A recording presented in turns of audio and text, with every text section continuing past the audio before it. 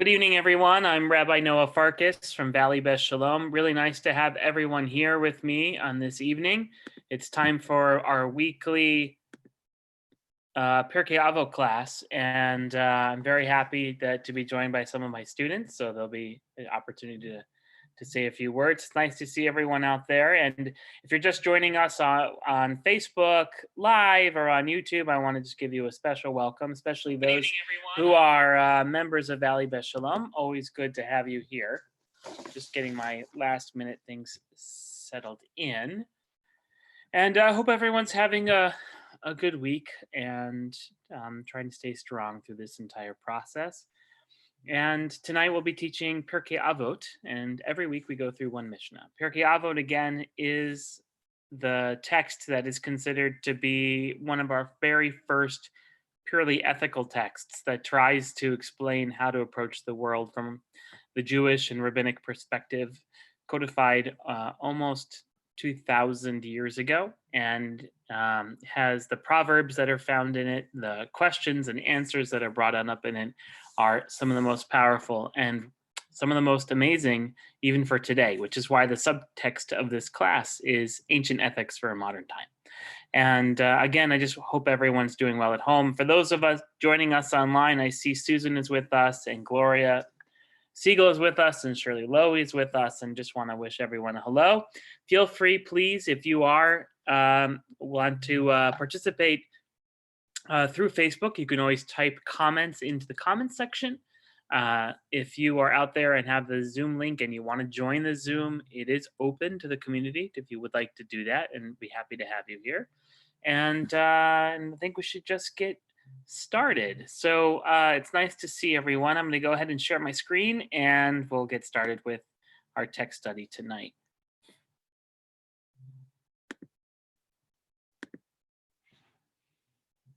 Oops. The website came up.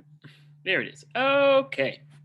So I'll begin with a blessing for studying Torah. Baruch atah Adonai Eloheinu melech haolam asher kitshanu mitzotav v'tzivanu la'asok b'divrei Torah. Praise to you, God, enriches our lives with the commandments, to busy ourselves and occupy our lives with the wonderful study of Torah. Amen. So tonight we're looking at the third Mishnah of Pirke Avot, or the first chapter. And if you can just remember with us as we go on this journey, the first chapter of Pirke Avot is a chain of transmission that pins all of the Torah that we receive, both the written and the oral Torah, to the giving to Moses at Mount Sinai, who then passed it to Joshua, who then passed it to the judges, who then passed it along and along and along, including the prophets, the priests, the Sanhedrin, and then the men or people of the Great Assembly. And then last week, we began learning the various epithets that go along with that, the various maxims or even axioms that go along with this ancient ethical text. And so each one of these first Mishnayot in this first chapter begins with that chain of transmission. So for example, if you look just at chapter 1, number 3, it says, Antigonus, who was a man of a place called Socho, received the oral tradition from Shimon the righteous. And again, I just want to point out that tradition is very, very important. Last week's Mishnah was Shimon HaRighteous, who said the world stands on 3 things. And here, Antigonus, the man of Socho, is one of his students. And I just want to say one more word about this chain of tradition. In Jewish literature, rabbinic literature, we learn that you're not really supposed to say anything that you've heard from someone else in terms of learning Torah from them without giving them attribution. It's almost, in a sense, ancient intellectual property. That if your teacher learned a particular piece of Torah and then taught it to you, that you have to say it in the name of your teacher. And if your teacher learned it from someone else, then you have to say the name of their teacher. So, for example, you could say Antigonus, the man of Socho, learned this from, or learned a particular Mishnah from Shimon HaTzadik, Simon the Righteous, who was one of the last of the Great Assembly, who also then learned his Torah from the Sanhedrin, who learned it from the prophets, who learned it from the judges, who learned it from Joshua, who learned it from Moses. And that chain of transmission is considered part of the honor that we give to each and every one of our teachers. And so that's why you'll see in the Mishnah going forward, each one of these lines, it says someone who received Torah in the name of someone else. Okay, so let's just read this Mishnah and we'll talk about what it says. Antigonus, a man of Socho, received the oral tradition from Shimon the righteous. He used to say, "Do not be like a servant who serves their master with the expectation of receiving a reward, but like servants who serve their master without the expectation of receiving a reward. And let the fear of heaven be upon you." Yirat Hashamayim, fear of heaven. So here he's saying, really interestingly, if you remember, these are all setting up these world structures. The very first Mishnah, we learned that one should raise up students and be careful and discerning in judgment, and one should set a fence around the Torah. That is to protect the Torah. We learn from the second Mishnah that the world stands and built on love, as emanated through study and practice of law and Torah, through the ritual worship of Avodah, and through acts of loving kindness. And here is now another version from another generation. And he says, when you approach the study of Torah or of doing mitzvot, that you shouldn't be like someone who serves a master with the expectation of getting a reward. But you should be like a servant who serves a master without any expectation of a reward at all. And then he ends with saying, let the fear of heaven be upon you. So there are essentially three statements he makes. The first is, don't be like a servant who gets a reward. Number two, be a servant who doesn't do things for the sake of a reward. And the third one is that the fear of heaven should be upon you.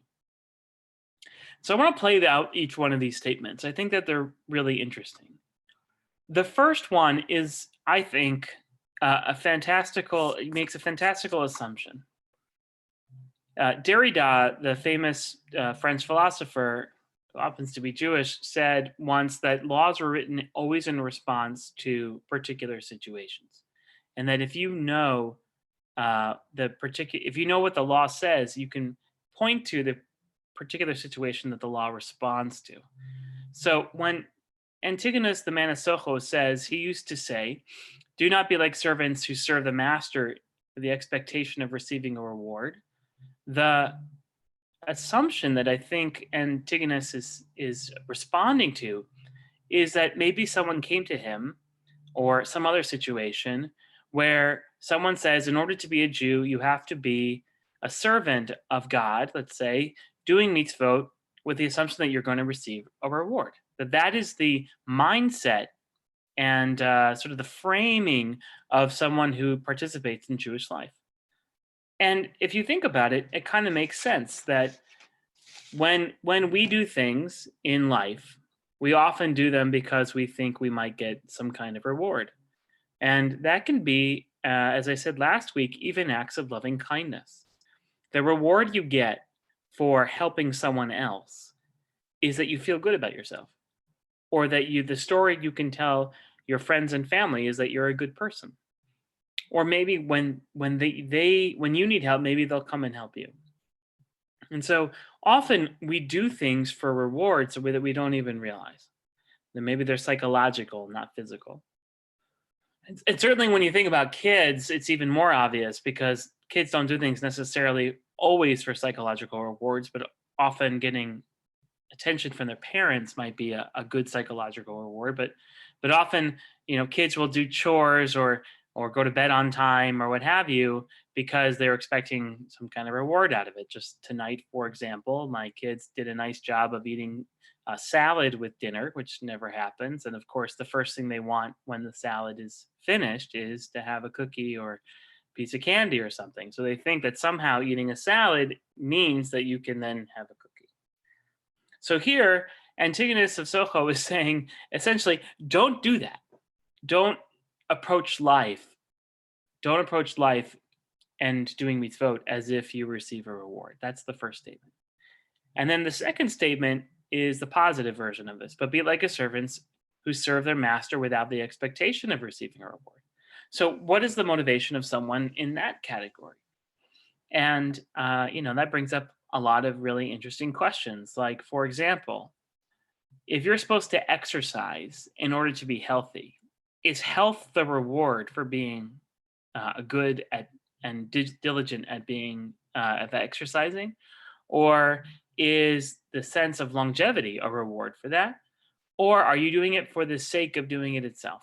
Which is one of these really interesting philosophical loops, because then is there anything that you truly do for its own sake and not because you're expecting anything out of it? It's a really interesting question. And so he wants us to attain this kind of higher ideal of serving God without the expectation of receiving a reward. And then finally, in the third section, he says, and let the fear of heaven be upon you, which is, I find really interesting, because if the fear of heaven is really upon you and you understand the word fear in its plain sense, then you go back to the beginning. This Mishnah becomes like a Zen koan, and you just go right back to the beginning and you say, well, if the fear of heaven is upon me, then maybe I am, at the very least, participating in Torah and mitzvot because either I want a reward or I'm afraid that if I don't do them, I'll be punished, which is in the same framework, right? Same ethical framework as getting a reward. The absence of a reward, or perhaps the presence of punishment, is itself in the same framework as someone who might do something for the sake of a reward. It's just a negative motivator instead of a positive motivator. So a negative behavioral change versus a positive behavioral change. And so if you look at this just on this very first level, before we go into any other text, and you look at it, he says, don't be like the person who works out of a reward and punishment framework. Be like someone who participates in Torah and mitzvot for its own sake, and also put the fear of heaven upon you, which can put you right back into the assumption that you're operating out of a fear and punishment or a love and reward framework. So this is why when you study the Mishnah, you realize that it's not a simple plaintive text. It is incredibly tight. It is a piece of high literature and needs a lot of thought and thinking that goes behind it to explicate what this actually means. Now, I want to bring up just two other things that are really important. Just as a question, what is the motivator of love versus fear, which is going to be our central question moving forward? And when you do things out of love, is it altruistic love or erotic love or friendship love or some other version of love? And when you do things out of fear, is it because you're afraid of being punished, or is it because you have is there a broader category of fear that we can think of besides punishment? So that's like the first cluster of questions.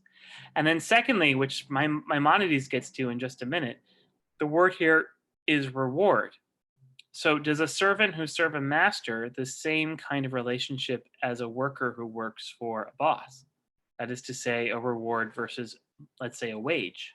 In which case, when you do an action, you deserve to get paid, which is what a wage is all about, as opposed to relationship between maybe what Antigonus of Socho is trying to relate us to, which is the servant-master relationship, where the reward for that isn't necessarily a wage, but could be something else. So I want to just lay out all of those really interesting questions as we get into this Mishnah, because it's certainly not simple. In fact, it's probably more complicated than the one we read before. So Maimonides, in all of his erudition, when he was 18 years old, wrote his commentary on the Mishnah. Now, when I was 18 years old, I was cruising the beach. So it was a little bit different kind of experience. When he was 18 years old, he wrote this commentary on the Mishnah, and this is what he wrote. For this one, he says, a reward, or a pras, is what one calls a benefit that is granted to a person by someone who does not gain from him, but rather does it by a way of kindness and grace. That a reward is something that you do because you've acted out of loving kindness, he's saying, as opposed to doing something because it is just simply expected, which is really interesting to me, right? A reward is one that calls a benefit that is granted to a person by someone who doesn't gain from him. So that is to say that you can get rewarded. A reward in that category means that the person giving that reward gains no benefit by giving the person a reward. right? And here he gives an example. It's like when a man tells his servant or his young son, or forgive me for this because it's an old text, his wife, do such and such, and I will give you a dinar, which is a denomination of money, or two. So do such and such, and I'll give you some money. That is the difference between a reward and a schar, a wage. Since a wage is that which is given by way of obligation, and this pious one said that you should not serve God, may he be blessed, in order that he will do good to you and benefit you with a kindness that you should hope for the benefit, and to serve God for God's sake. Indeed, serve God like servants that are not hoping for an endowment or for giving of kindness. He meant with this that they should serve God from love, as we read in chapter 10 of Sanhedrin, in which he can go on and explain. So let me just stop right there. What Rambam is doing is fascinating here. He's trying to understand what this word pras means, this word idea reward. And the idea is that the reward one gets for doing mitzvot and for studying Torah and for living a righteous life doesn't gain anything in God, right? This is very typical Maimonides' understanding of God, that God isn't changed at all by the things that we do, that God is this unmoved mover. Except here's my problem with Rambam. If the thing that Antigonus of Socho is trying to tell us not to be like is to be like one who gets a reward from God for doing these good things, and Maimonides is telling us that a reward is given when the person who gives it gets no benefit for the person who's doing the work, so to speak, then the framework that Antigonus of Socho is pushing back against, this reward and punishment framework, and the Maimonidean framework are completely different. It's almost as if what Maimonides is saying is what God wants you to do has nothing to do, has no effect on God whatsoever, which is fine. That's great. But what Antigonus of Socho is saying is that the thing you shouldn't be is acting as if what your actions mattered. If you take Maimonides and put him on top of Antigonus of Socho, and you make them agree with each other, the problem with that, the challenge that I have to that, is that that framework says that your actions in this world don't matter. Don't matter in the sense that God isn't giving you a reward or a punishment because you deserve anything. The relationship between God and human beings in some ways has been completely cut apart. And that's what Antigonus of Socho doesn't want you to do. And yet that's how Rambam is phrasing the entire Mishnah. So I know this is a bit philosophical, but think about this like in a real life situation for a minute.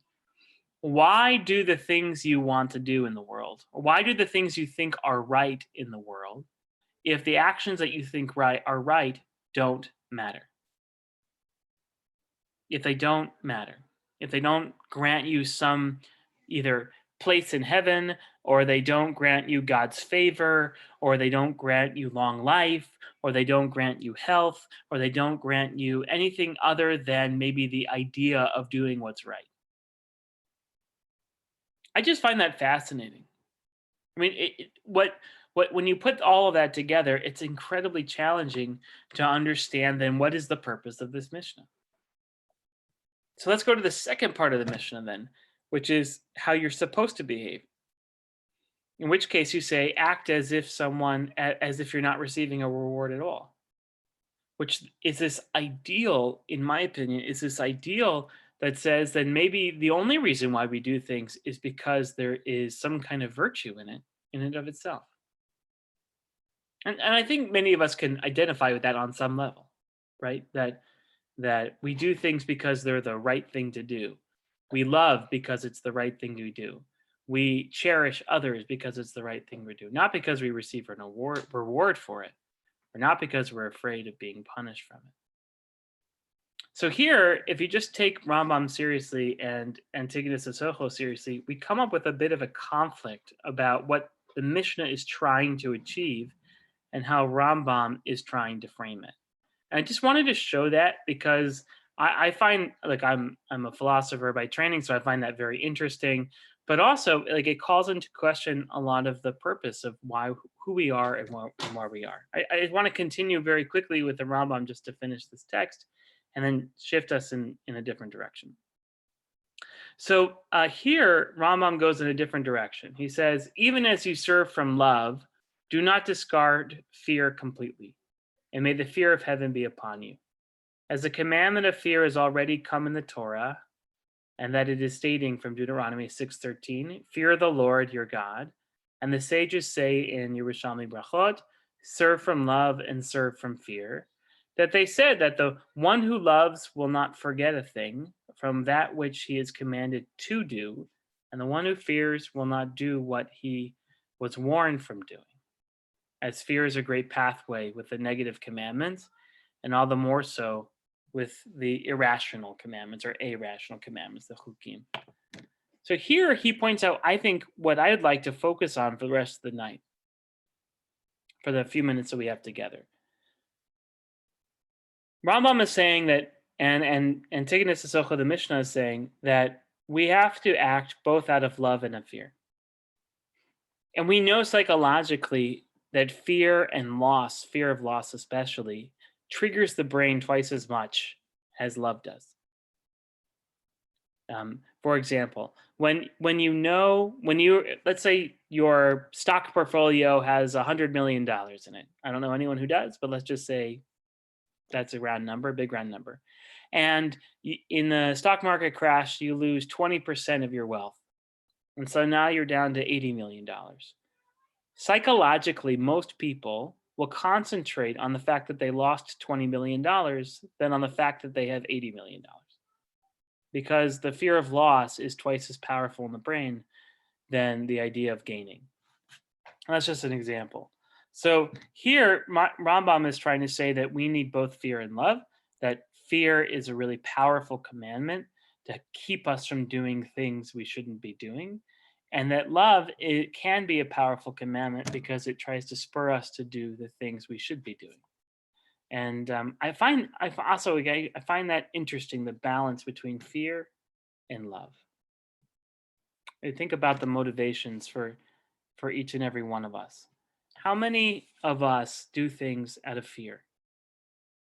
How many of us act out of love? I think there's a lot of fear right now. I think many of us are afraid of what's going to happen in the future.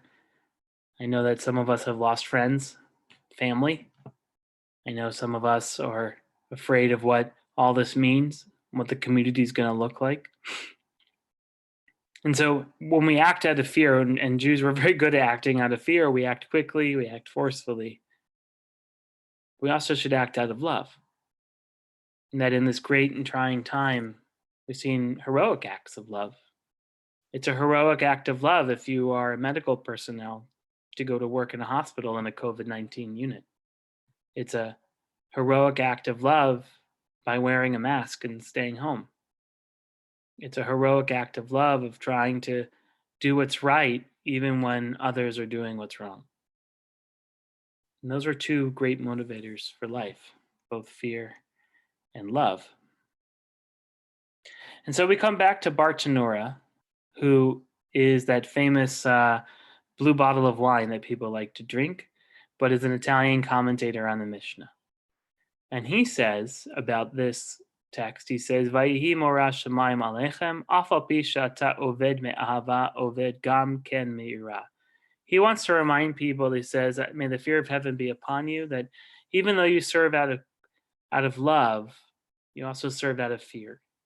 For one who serves out of love is quick concerning positive commandments, and one who serves out of fear is careful concerning negative commandments, those things to do and versus things not to do, resulting in the service of being complete. So said our sages, may their memory be blessed. Again, he quotes the same Talmud that Maimonides quotes, serve out of love and serve out of fear. Serve out of love, so if you are on the verge on hating, know that you are a person who loves. And for one that loves, does not hate. And if you serve out of fear, for if you're on the verge of rejecting, know that you're fearful, for one who is fearful does not reject. This is a much more balanced approach than Maimonides. what he's saying, as opposed to Maimonides, who kind of messes around with the reward and the wage construct, kind of messing everything up for us, Bartanura smooths it all out. He says, you need both motivations in your life. You need fear and you need love. And you need love the most when you're on the verge of hating someone. And you need fear the most when you're on the verge of rejecting someone. Serve out of love and serve out of fear. Serve out of love, so if you're on the verge of hating, know that you are a person who is capable of love, capable of being loved, and capable of giving love. So many of us, when we get to feel what it feels like for the first time, or maybe for the thousandth time, what it feels like to be truly loved, that love, it becomes contagious, and we pass it on. And so in difficult moments, we try to dip into those reservoirs of love so that we don't hate. And then he says, serve out of fear, for if you're on the verge of rejecting, know that you are fearful. Well, what you're afraid of is being rejected yourself. So what he's saying is that you know, if you have that empathy inside of you and you know what it feels like to be rejected, then you can be afraid of what it means to reject others. And so you need both, so that you become the person you're destined to be, both in terms of at the moment when you can possibly hate someone, you dip into that wellspring of love. And at the moment when you want to reject others, you remember what it feels like to be rejected. And you're afraid of that. And so you include others.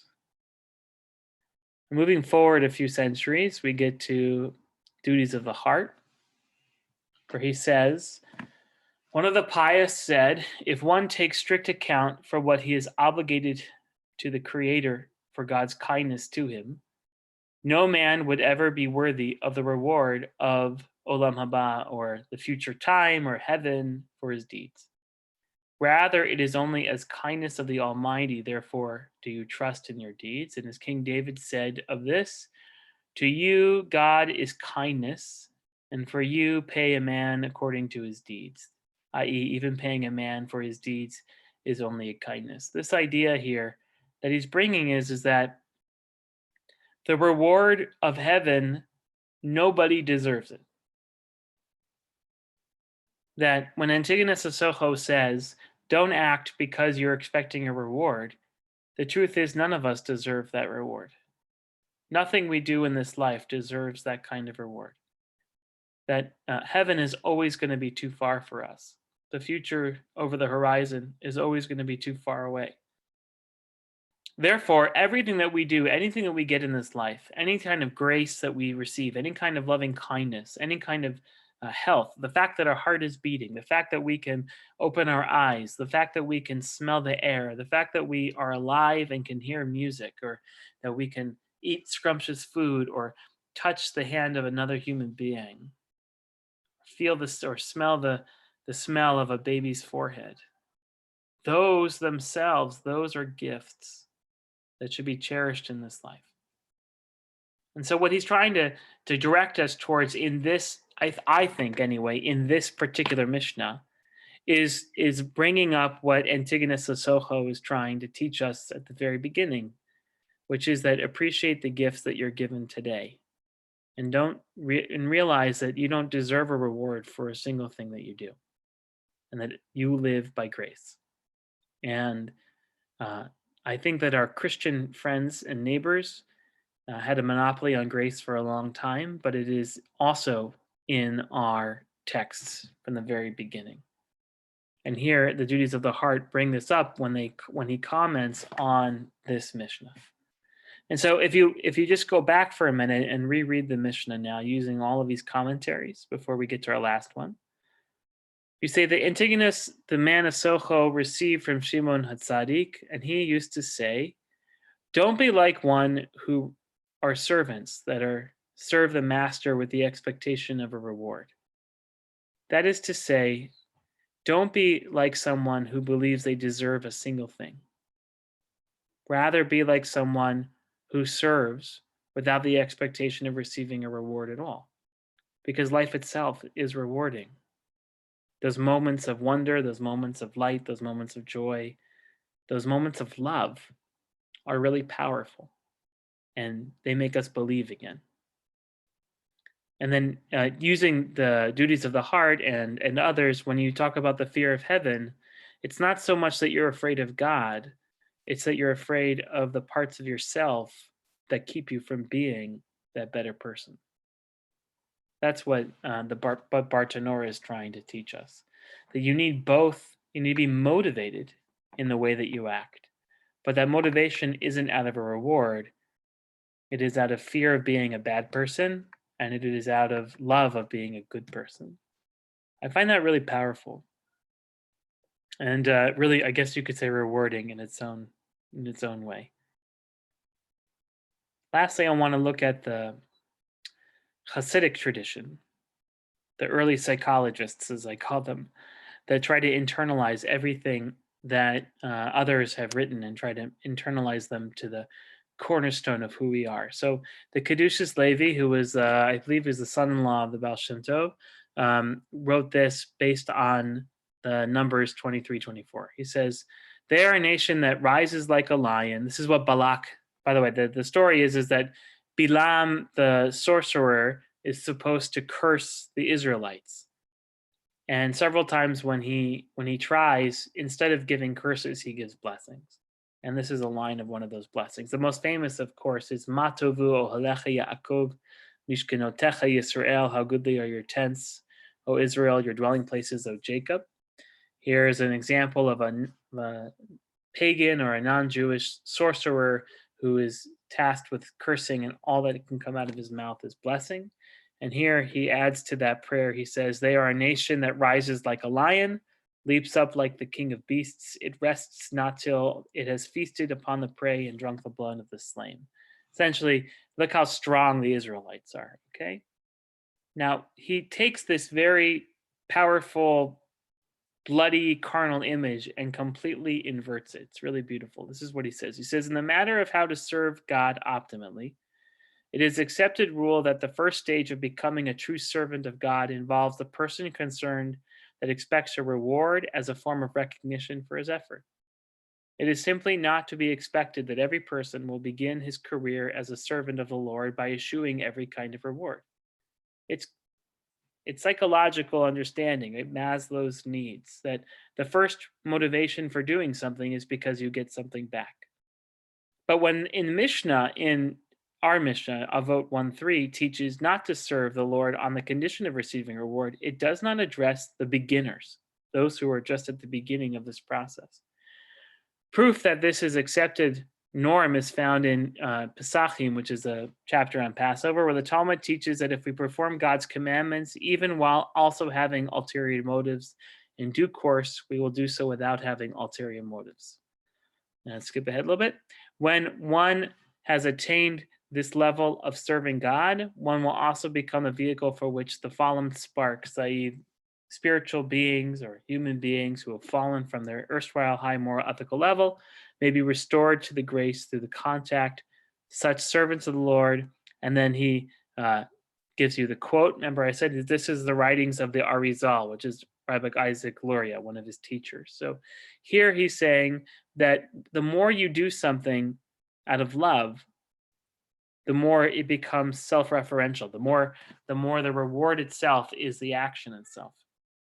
Beginners do things because they expect a reward or a wage or something, but the more that you participate in the power of love and the opportunities to do mitzvot and the ideas of holiness, the more just doing them themselves is the reward in itself.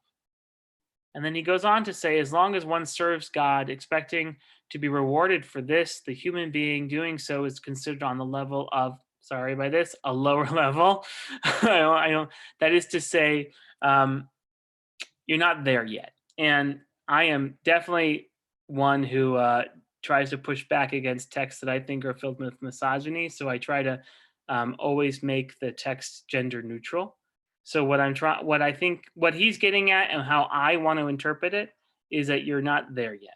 And that doesn't mean that women are not there yet, Just as I try to take all of the male notions out of God, I try to take the male notions out of all the human references. And I think if we were to do that in this case, I would go back to this idea of being a beginner. That is to say, you do things for the sake of a reward versus doing things for the sake of themselves. And so then he goes on to say, this is what Bilam had in his mind when he says, this is the nation that arises like a lioness, but devises the statue of being a male lion. So there, of course, he gets the gender of the lions wrong, because we know that a lioness actually controls the pride and that a lioness is in charge. So we can flip the entire gender on its head.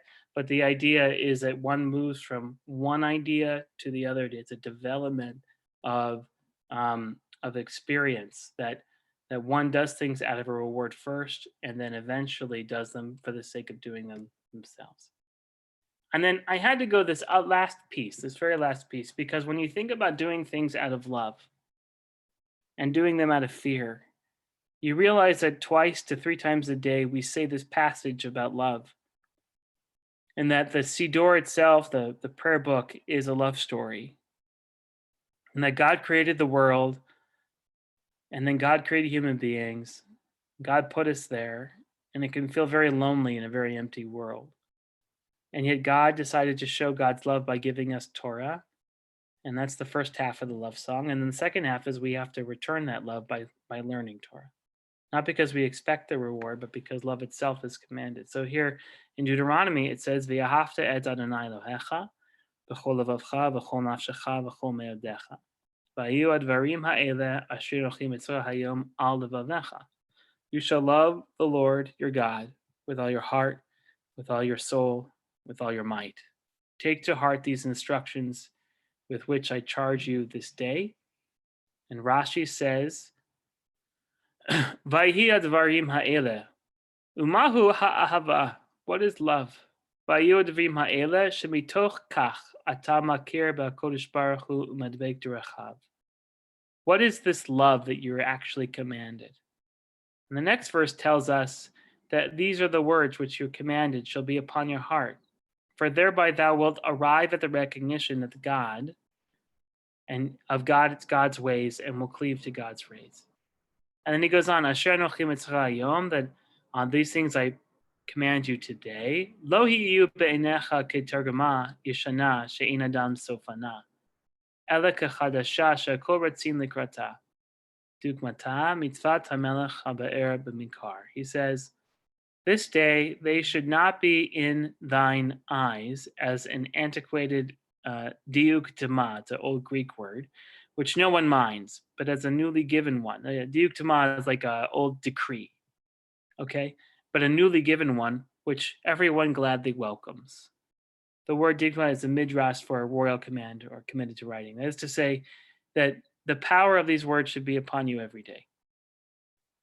And so I kind of want to end with this, is that the idea of love itself is something that we have to cultivate.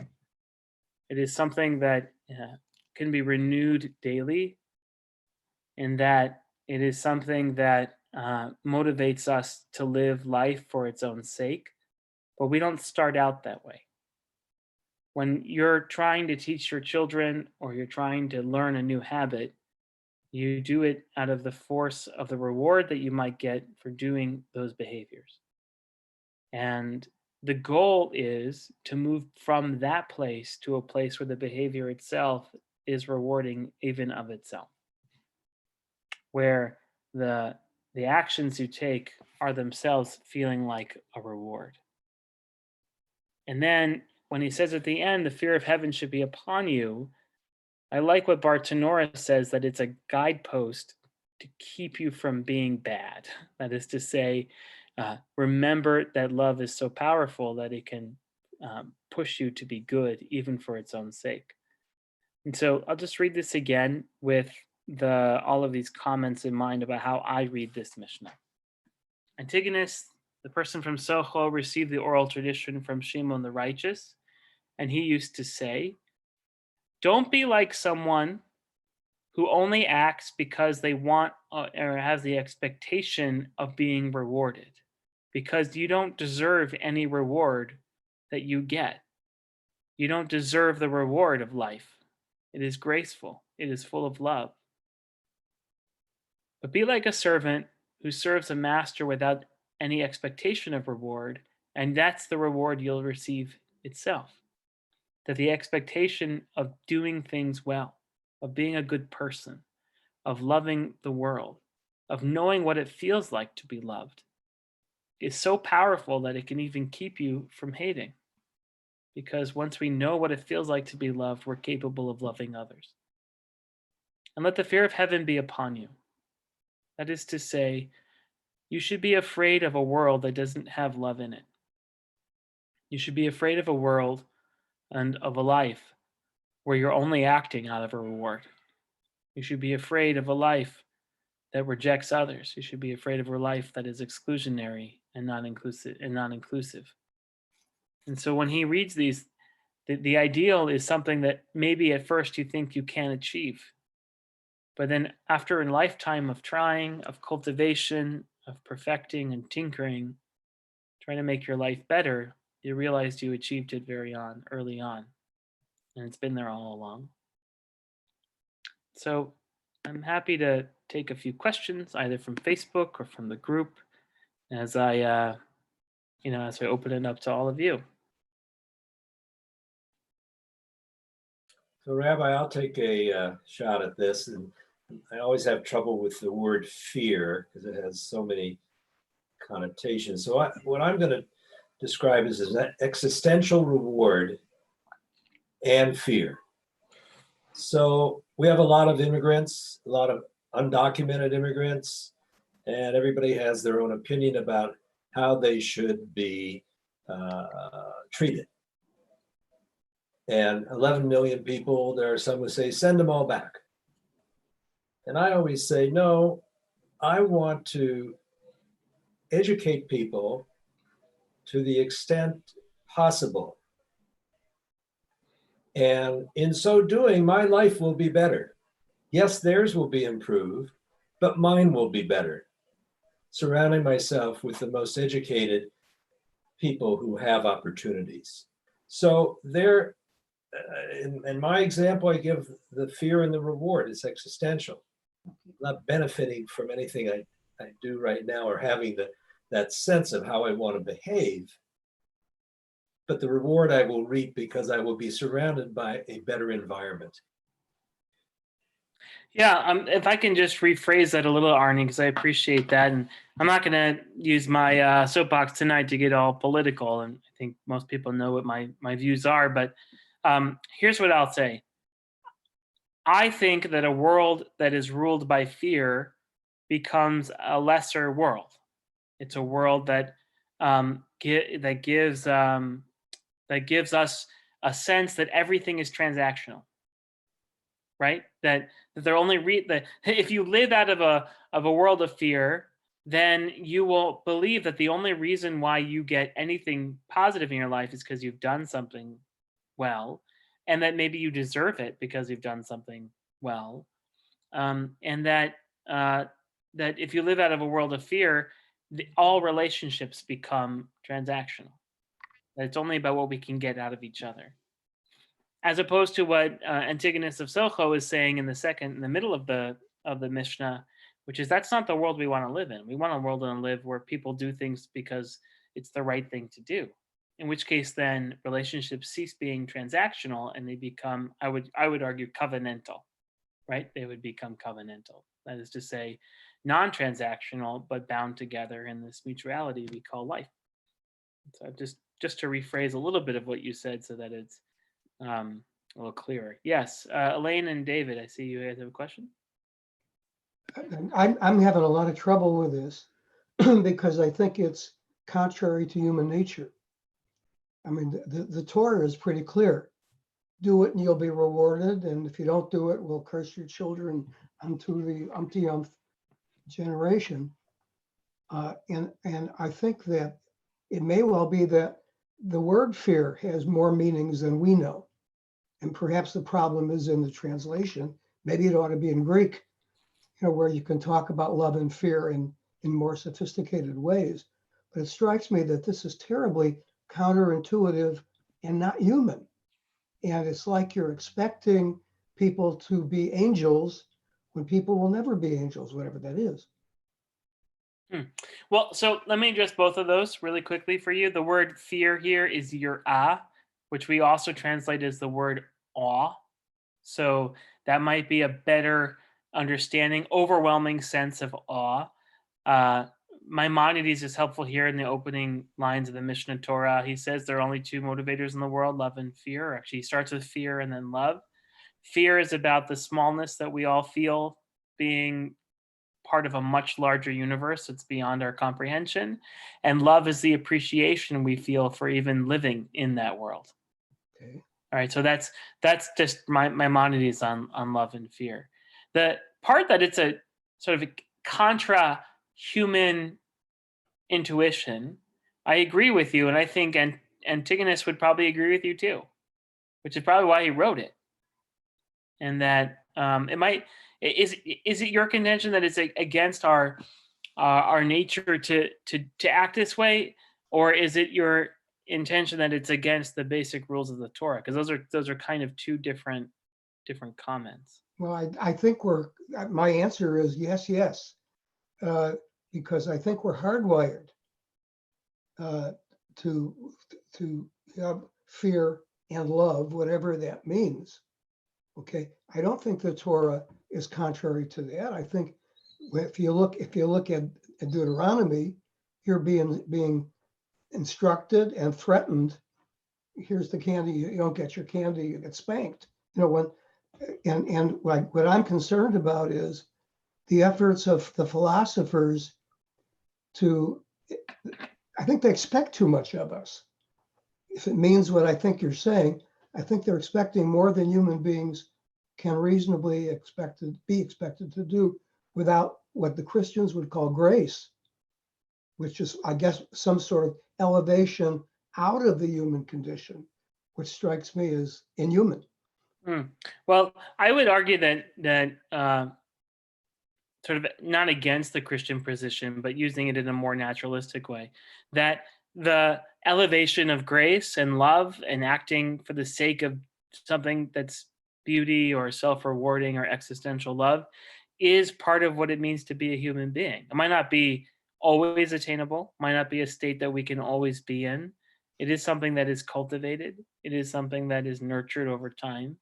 And it is part of what it means to be a human being, although we can't always operate out of that. And I understand that. I don't think, and we also know that whenever any of these maxims or axioms are given, that we can try to attain them the best we can, but we also know that we'll never actually be able to attain them. And that's next week's Mishnah, or a couple weeks Mishnah when we get to the second chapter. The other piece I want to say, David, it's really important, is that Deuteronomy is not the only voice in the Torah. It is the Deuteronomic voice that understands reward and punishment in that way. But Genesis didn't totally have that understanding of reward and punishment, and Leviticus, frankly, has very little reward and punishment. The book of Leviticus, you might think, has reward and punishment. It has actions and consequences, but the consequences aren't God's punishment, especially if you look at the things about being sick or being impure. Impurity was never a punishment. It was a state of being which then you were brought back into, just like if anyone gets sick today. There are blessings and curses at the end of Leviticus. Those blessings and curses are not rewards and punishments so much as you reap what you sow. You create a world of love and holiness, you'll live in a world of love and holiness. You create a world of avarice and greed, you're going to end up in a world of avarice and greed. And so the choice at the end of Leviticus is two paths, one future. You choose which path you want to go down. And that's a very different kind of understanding than Deuteronomy. The rabbis are the ones who read Deuteronomy back into Leviticus. And yeah, you're right. Deuteronomy has a lot of reward and punishment in it. Stuff that makes you and me probably pretty uncomfortable, although maybe it's something that was necessary for them to hear at the time. I'm much more of a process-oriented guy. I think that the Bible itself, from the beginning to the end, is the process of human beings trying to figure out what it means to be a human being, and God trying to figure out what it means to be God. And neither of those processes have ended. And We have ignorance is the greatest renewable resource that we have, and I think what Antigonus of Socho is trying to say resonates with me because it's trying to move us along that path. Although, as I said, I think every one of us has to learn those lessons every day of our lives. Okay. Any other? Marcy, you have a question? Well, I have a suggestion. Is it possible that you can post your source sheet after the lecture? Because I'd like to ponder a few of these things a little bit more. Of course.